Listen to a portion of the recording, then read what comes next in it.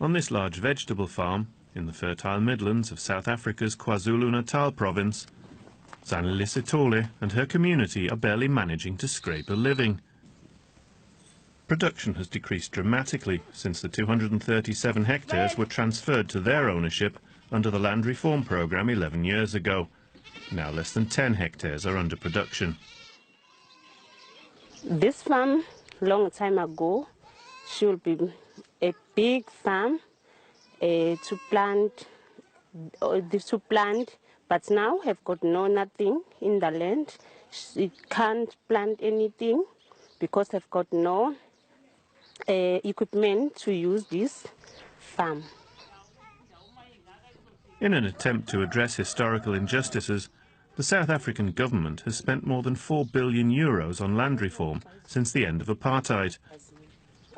An estimated 10% of agricultural land previously in white hands has been transferred to new black owners. A total of 30% is earmarked for redistribution.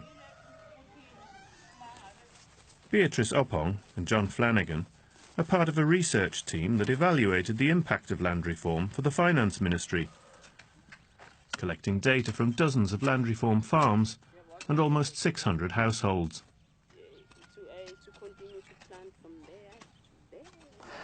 This farm is a very typical example of what we find in land reform farms across our sample.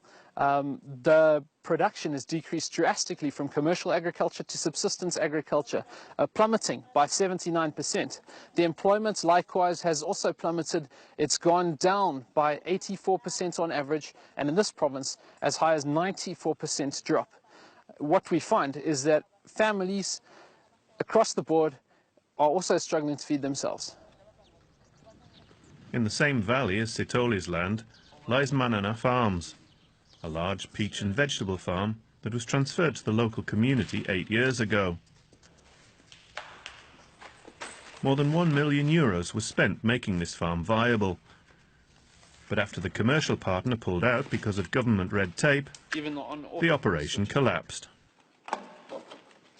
So we've got land, we've got implements, we've got machines, we've got investments on land, big businesses that had been handed over to beneficiaries who have no idea, who were just average farm laborers or farm tenants on these lands. They cannot farm the land, they cannot run the farms, and they are hungry out there. They cannot eat these lands, they cannot eat the machines, and the land has just been abandoned at the end of the day. But people are still hungry out there.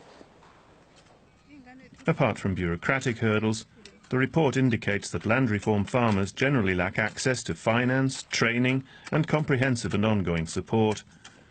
Addressing these shortcomings is a matter of urgency in politically and economically volatile South Africa.